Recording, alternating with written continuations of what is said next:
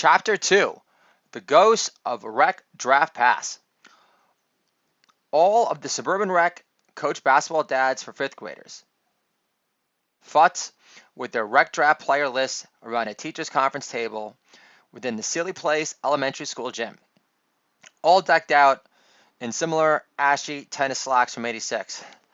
The ghost of rec draft pass hovers above Joshua's father as he plays with a rolled up piece of gum between his fingers, because even back in 1980 something, you couldn't get away with smoking cigarettes inside elementary school gyms. Even if your dad was insistent on smoking a consistently stale, soon to be discontinued brand of cigarettes he got hooked on during his summer stay at a kibbutz in Israel back in the 60s, before hardcore Jewish self-loathing among Gen X and Gen Y Jews went viral. The ghost of Rec Draft Pass is invisible to all the coach dads in the elementary school gym draft room, despite the ghost's incessant desire to replicate every dunk Michael Jordan and the human highlight film Dominique Wilkins performed during their famed dunk contest back in the day. Now it's time for Joshua's dad to make his number one draft pick selection. Immediately, he puts his game plan in motion, which is to intentionally downplay the stock of his firstborn son so he could draft players of higher value in the draft without the other rec dads thinking they were getting screwed in the process. Because no other suburban father coach ever considered throwing his firstborn under the bus in such a brutally honest fashion. Joshua's father says, "I know my son is the tallest in this draft, but he's also the slowest, dribbles with his head down, and couldn't make a convincing pump fake if his life depended on it. Granted, my son is good for an occasional hook shot in the post, but not so much with his back to the basket or off a power dribble either. Last, he jams his fingers very easily because he's a perpetual nervous wreck. So what do you say we downgrade Joshua from an A to a B minus pick, just based on his sheer height advantage over his fellow fifth graders alone? He isn't a fearless speed demon like his younger brother is. Only Joshua inherited his mother's clunky, slow feet.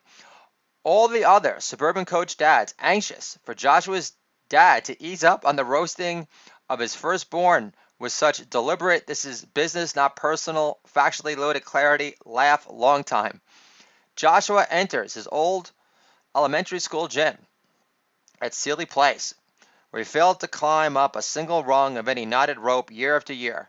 The same gym where Joshua was penalized during gym class for being a knock-knee putz who couldn't sit Indian style without toppling over to the other side immediately.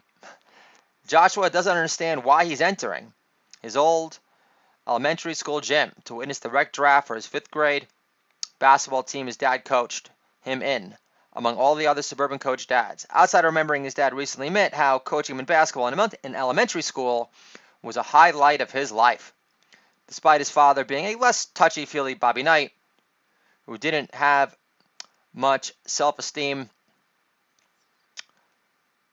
in his firstborn son to strangle out from within.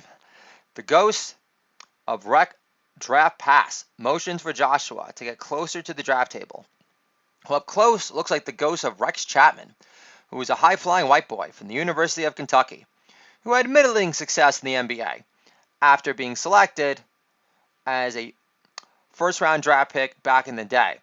Joshua finally makes out who the ghost of Rec Draft Pass is after trying to add color to his murky, grayish outlining ghost figure, and says, "Wait a minute, you're Rex Chapman.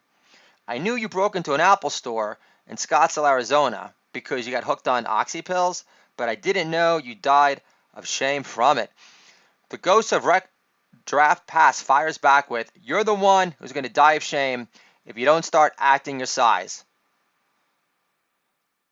Write the great American Jew novel and become the big deal success you are destined to be already, Joshua. Deep down, I know you crave respect earned from being a successful star writer, so all your dream detractors will feel like the crazy ones for doubting your chosen man funny path after all. You know, your wife doesn't respect you enough to tell her parents you're raising your kids Jewish, despite her promise that she would after you had Hebrew naming ceremonies for all three of your kids, which took forever, I know. I'd shove You're almighty. Chosen funny man status. In her parents' face by writing the most unapologetic, ultra Jewy, New York Fuse novel of all time. You can figure out the rest from there. Joshua says, thanks for the alley-oop, Rex. Sorry about you getting hooked on oxy pills. Plus, the NBA was way cooler when you played before the NBA existed as a safe space for LeBron James' ego. And fuck China for trying to silence our NBA owners for tweeting about the protests in Hong Kong. Chinese-made fentanyl has killed more crackers in Kentucky than Lena Dunham kicking it with Taylor Swift on Instagram. Also, Rex, don't you consider Kentucky more Midwest South, where finger food is anything that tastes like your cousin's panties? The ghost of Rec Drap Pass says, who the fuck is Lena Dunham?